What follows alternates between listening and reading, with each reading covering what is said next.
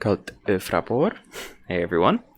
Today I decided I would start up a series which I've been planning for a while, and that's going to be video series kind of devoted to teaching the Na'vi language. A lot of communities already have voice channels where teachers will teach, and that's great, but there's one flaw with them that I've always kind of found, and that's that you only ever really get one opportunity to listen to them, and then it kind of fades into non-existence, and you have to listen to another one about the same topic, which could take an indeterminable amount of time to come up again. Usually it's not that long, but it can be a while. And so I wanted to create something where you can always just come back and watch it again. Now there are a few problems with this. First of all, I won't be able to answer your questions in real time. So I would say you can use this alongside in-person kind of lessons, but I wouldn't use it exclusively. That said, I do hope it will be a good introductory resource, and there are a few things that I've done to try to maximize its efficiency a little bit. So first of all, as you can see here, I have a nice digital drawing pad. And using this, I can kind of explain my concepts. Now, I do want to note a few things. First of all, my handwriting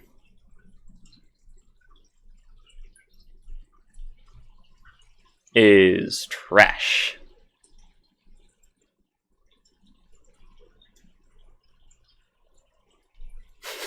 Absolute garbage. So, do be aware of that. And also, I cannot draw consistent things quickly. So you will definitely get to see some hideous beasts like that. So, let's begin. Now, in this video specifically, I'm not actually going to be covering so much about the Na'vi language, but I do recommend you listen and watch through at least part of it, because if you're new to language, to learning a language, this could actually be pretty useful information. If you've already learned, 2 languages before, this probably isn't news to you. But most people, when they come to Na'vi, they're actually coming from a background of no prior linguistic knowledge. That was how I started learning. Na'vi is the first language that I learned, apart from my native language, and that's not helpful here. And this is the kind of thing that I wish I had heard earlier, because it would have sped up my learning a lot quicker. May not work for everyone, but I am hoping that it will do something. So, let's begin with a fundamental question. What is a language? Now there's a lot of approaches to this question, but I'd say that a language is something that helps the world to communicate. And this can be specific things. This is my world, don't judge it. It's flawed, but it works. This can be something as simple as the clicking that a dolphin makes. That can be a language. It is just a method of communication, and that's it. But one important notice about language is that for a language to exist, it doesn't have to be useful. Something that a lot of people have trouble with when they start learning Na'vi is that there isn't actually that much to do with it. Yes, it's a really cool language, and, you could perhaps write stories in it, or you could do poetry in it, but you have to have creative capacity for that. Some people, like me, don't really have that so much. And you can learn it for sure, but for a lot of people it's not worth the time. So okay, you could listen to live streams in it. I actually used to, and plan to in the future again, stream in Na'vi, and that's cool. But one of the problems is that there's not a whole lot of content for it. So the only real reason that learning Na'vi could be useful to you is if you find it fun. And that is absolutely a valid reason to learn a language. Something just being fun is perfectly fine as long as it doesn't harm anything, and learning a language can't possibly do that. But it is worth noting that the only reason you should learn Na'vi is if you want to. If it stops being fun, there's no pressure to keep learning. If something stops being fun to you with Na'vi, if you just lose interest, you don't need to push yourself to keep going. because the only purpose of not be is to be interesting. Okay, now that we have that out of the way, let's talk about how we should approach learning a language. We're going to talk about three things. We're going to talk about the pronunciation, the grammar, and the vocabulary. Shorten it into that because that will be quicker. Now, technically there's a level above this, which would be writing. But the good news about Notbe is it actually uses the Roman alphabet, the alphabet that English uses. So if I have a word like Kaltxì, that is written with the Latin alphabet. It means hello. So you don't need to worry so much about a writing system, but you do need to worry about how the letters are pronounced. Now, I'm not going to be covering that here. I'm not really going to be covering anything specific in this video. I'm going to be talking more about how we can optimize the learning of these three things. So, specifically with pronunciation, I'm not going to be talking so much about optimization because there isn't a whole lot that you can optimize when it comes to speaking and pronunciation, but there is a note that I can have about how important it is. I didn't learn the pronunciation when I was younger, so I pronounced Kaltxì like Kaltxì. Not a joke. That sounds awful. Yeah, I'll be understood, but it would be like pronouncing the word dog like dog. It doesn't know, right? That just does not sound correct. And so the trouble I had is once I actually learned the pronunciation, I had to relearn the pronunciation into the new pronunciation, the correct pronunciation that I had just learned. And that added an extra step that really didn't need to be there. So, of course, the way that I could have optimized that is just to learn the pronunciation in the first place. So this is the first thing that you should learn. And it comes along with any language. As long as you know how to pronounce a word, that already gives you a big head start in how to actually learn the vocab. Because obviously if you learn the vocab, and then you realize that you've pronounced it wrong the entire time, you have to relearn the pronunciation of those words, which is an unnecessary step. So, the first video that I'll actually be kind of specifically covering things will be about pronunciation. But for now, let's move on to how to optimize grammar. Grammar is the second thing you should focus on, at least in my opinion. It is vitally important. You could know every single word in the language, but as long as you don't have grammar, you cannot speak.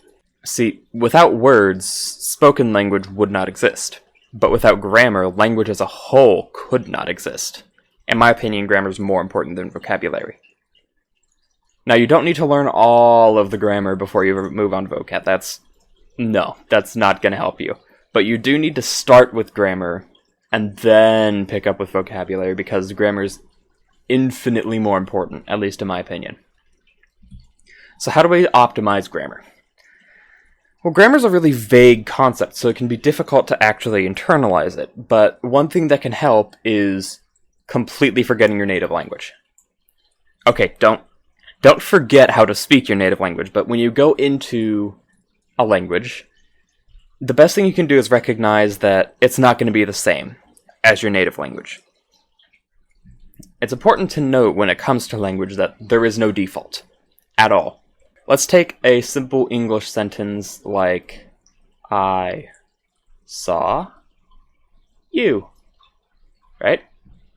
This uses a word order called SVO, and every single English sentence uses this. Let me draw that a little bit further up so it's not quite as big and bulky. Here we go. This uses the word order SVO. What this means is you have a subject, which is the S, a verb, of course the V, and then an object. Okay, what's a subject and an object? Well, a subject is something which does an action to something else, and that's an important distinction. Something which just does an action is not necessarily going to be a subject, at least not in this case. But an object is always going to be something that takes an action.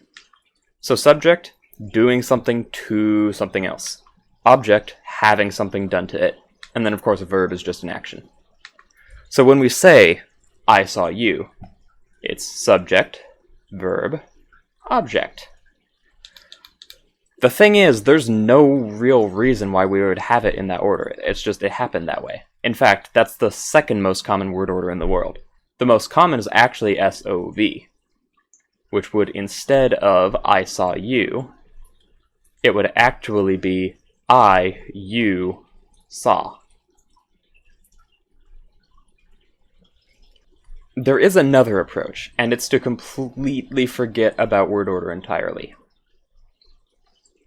Well, what would that look like? Because obviously if we have a sentence like, I, you, saw, if we don't have any word order, how do we know what this means?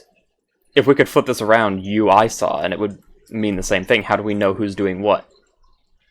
There's a few approaches with this in languages that have, it's called free word order. But the one we're going to be focusing on here, because it's the one that Notvi uses, Notvi doesn't have word order. Technically, it has pseudo-free word order. Some restrictions are made, but on the whole, word order is pretty free. So the technique that Notvi uses to actually mark these is to literally mark the words. So in a subject-verb-object sentence like I saw you, the case, as it's called, the situation of who is doing what to whom, is decided by the word order.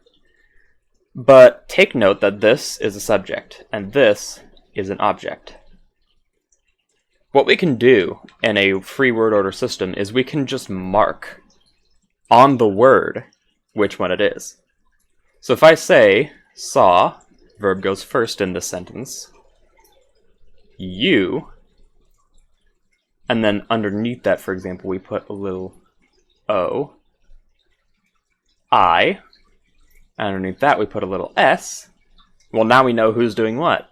I is doing an action to something else, and you, being the object, is that something. So as you read through this, saw, okay, that's our verb. You, okay, something's being done to this, because we have this little O here. I. Oh, that's the subject. Okay, now we know what's going on. I saw you. Now, one thing that I want to flag up here, and it's probably going to be something that I cover in the video about this topic specifically.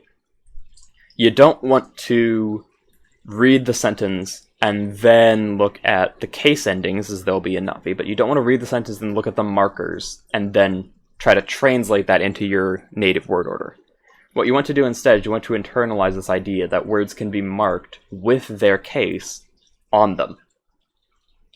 So if you see an O here, you should immediately know that, okay, well, that's going to be something that has an action done to it. And obviously, you're not going to know that when you start learning, but this is what you should aim for, because it will help you speak and hear and listen the fastest.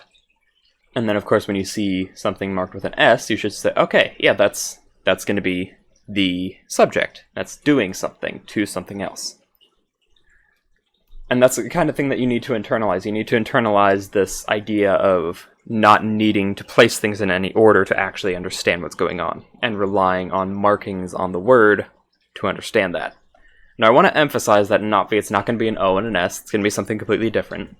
But it's the same idea. You are still marking the word with something. And we'll get onto that whenever we get onto that. But for now, that's that. So basically, when it comes to grammar, the ways that you can optimize it are, don't worry about your native language. Just go into it expecting it all to be different. If something's the same, good, you're pleasantly surprised. But if it's not, and you're expecting it to be the same, that's going to be really challenging. You're going to have to relearn that. So go into it expecting it's a completely different system. Because languages aren't just words, remember. They are systems of communication, and those systems can be set up in wildly different ways. So go into a language just kind of expecting it to be different. Okay, now we're going on to vocab. And again, this is the third thing that we're going to want to learn. Well, it's going to be third in our order. You're still going to be learning grammar by the time you move on to vocab, but for the simplified little table we have here, vocab is third. How can we optimize this? As it turns out, this is actually one of the easiest things to optimize, kind of. It's also one of the most difficult to get across and to explain. But in order to do so, let's take a simple concept of a fish. Let's say it's a guppy, it's really thin. When you picture a fish, what comes to mind? For me, it's actually an image of a schooling group of fish from I think it was a shark book that I had when I was really young. And sure, I'd heard of fish well before I had that book. But that was the most important example to my brain of fish that really displayed what a fish is to it. And so that's one that it internalized. And so now when I think of fish, my brain goes, ah, yeah, that thing. And when I see a fish, my brain goes, oh yeah, this word, fish. This is how you work with your native language. This is how your brain internalizes this kind of thing. So when you think of any concept in your native language, it's kind of filtering it through that language, in this case English, and turning that into a concept. And the reason I haven't put any arrows on here is it can go the other way. When you hear the word fish, your brain will immediately go, ah, I can take that, I can convert it through this English filter here. Okay, fish, right? This concept. Now, what a lot of people will do when they're learning a new word in a new language is they'll say, okay, well, what is the word? Let's say that we have the not-be word for fish, which is payoang.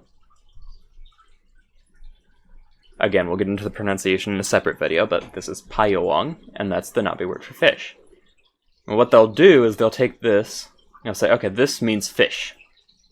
What we've just done is we've created a not-be filter that, instead of being attached to the concept, is attached to the original word. This isn't particularly efficient, because in order to take this concept, let's say you're trying to speak and you want to speak about a fish. Well, your brain will go, okay, fish, this concept right here. Okay, let's filter that through. Okay, we have the English word for fish. But I'm not speaking English, okay? We'll go through again, we'll filter this through whatever language, in this case not the... Okay, now we have payoang. You know what this is? This is translation. And there's a reason why translation is a paid job. It's slow, it's time-consuming, and it's difficult. So when you're learning a language, you don't want to be translating on the fly, you want to be speaking that language. Okay, how do we do that? Because, you know, most people when they go into a language, they're always taught, this means this. And that is true, that's how you should be taught a language, but there's a better way of actually internalizing that and learning it. And it goes like this. Take your word, and then you think of whatever comes to mind when you think of what it means. So fish. What was that image that came to mind when you thought of fish? What's the main one? Okay, that's this concept here. It's in our brain. This is a little map of our brain here. What you do is you take your line and you pull it up straight to that concept. And in order to do that in real life, what you do is you would picture that concept and kind of repeat the word and say, okay, this is what this is, as you did when you were younger. Because you'd see a fish and you'd ask, okay, what's that? And then somebody would say, that's a fish. And your brain would say, okay, that's a fish. If it forgot, you'd ask again. And you'd say, okay, that's a fish. And that would keep happening until it was just internalized in your brain and you had that filter. So what you can do is you can do the same thing for a language that you're actively learning. So you have your not-be filter here, and instead of going through English, when you're speaking English, you filter this concept through to English into fish. But when you're speaking not-be, you filter it through not-be into payoang. And this is much more efficient because you don't have an intermediary step. You don't have to translate. If you do this correctly, you can actually think in not-be, or in any language. Obviously, the amount of grammar you know and the amount of words you know is going to restrict that, but you don't have to think in English. If you do this, you can think in the language that you're learning, and that's what you want to aim to do, because that makes your speech so much smoother and so much faster. So, that is the main way to internalize vocabulary, but how do we actually study vocabulary? Because of course there's a lot of options there. My favorite way is to use something called Anki. Now, there's a few applications that are like this. You also have Memrise, and a few others, but Anki is kind of the most customizable. Anki is effectively a flashcard program, but it's unique in one particular aspect. It uses something called spaced repetition. And what spaced repetition is it's effectively like if you take, okay, I have this card, right? Little card here. And it has, let's say it has a thing on it. I'm going to write in Japanese because that's the first language that came to mind, but obviously you'd have a Navi word on here, not a Japanese word. And then you say, okay, well, what is this? Well, that's go. It means word, right? So you'd answer word. Okay, we got it correct. So now it will add extra time until you see that card. So you would go through other cards, and then a little while later you get again. Okay, let's say you answer correctly again. Then it will become longer, and that's why it's called spaced repetition, because each time you get it correct, it's going further and further until the next time you see that card. This optimizes your learning speed a lot. Usually. Doesn't always, especially because if you get it wrong, it'll go the other way. It will go back, and you'll get it sooner. But in general, it's much more efficient than just pulling out a deck of cards and getting the same thing over and over and over and over again.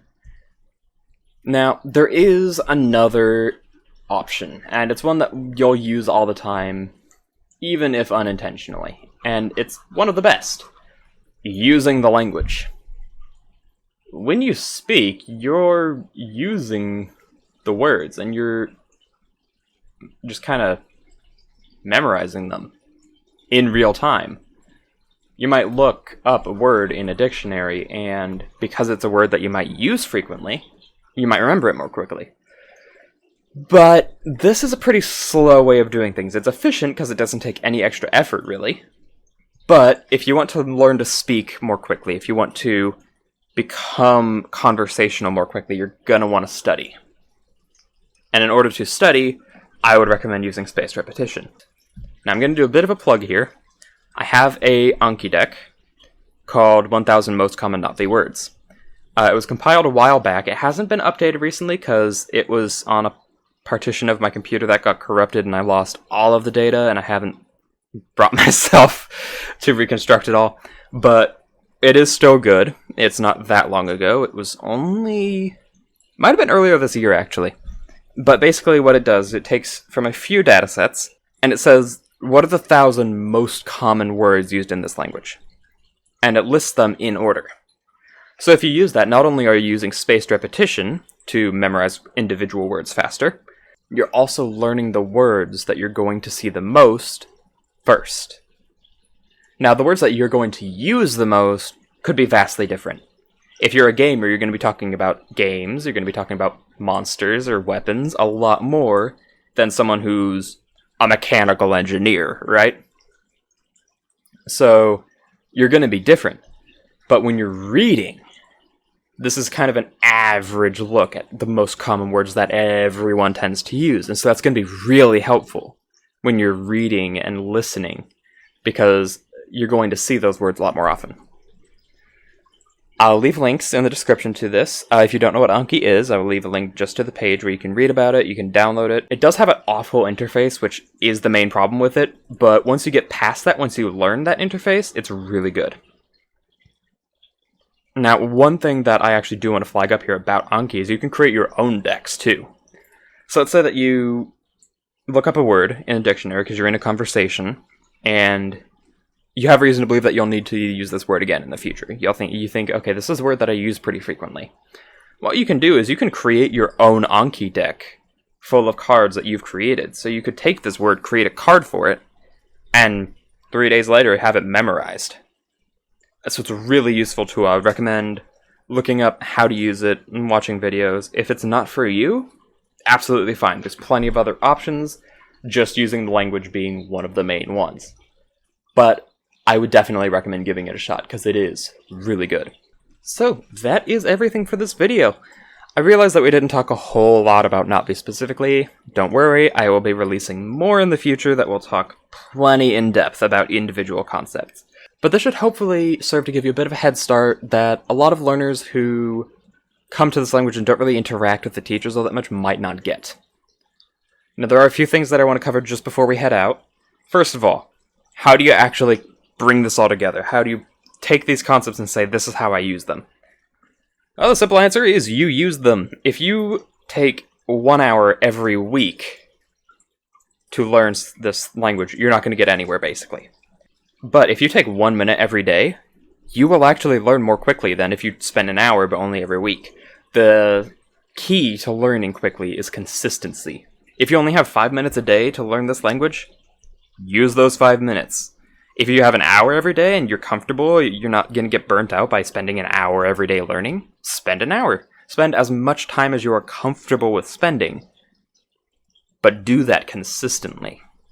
And the other way is the same with vocabulary, just use the language. It doesn't matter how early you are in learning. Once you learn the first thing about Natvi, apart from the pronunciation, once you learn the first grammar detail in your first few words, start using them. In the Kaltxì Discord server, that's where I kind of come from, we have a channel for Natvi only for beginners. And that channel, the reason it's for beginners is because alongside the Natvi that you're using, you supply a translation. So conversations can still go quickly, but you can also learn the language in real time.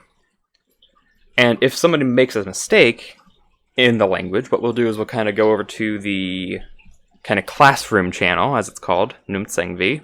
It's the learning channel. And we say, right, this is how you fix that. And the key to this is don't be afraid of making mistakes. In our society, in our culture, we have this weird idea that making mistakes is somehow taboo. It's something you shouldn't do. But you would not be the person you are today. You would not know the things you know now if you didn't make mistakes. The only ways we learn, there are two ways, is by making mistakes and asking questions. So do those things.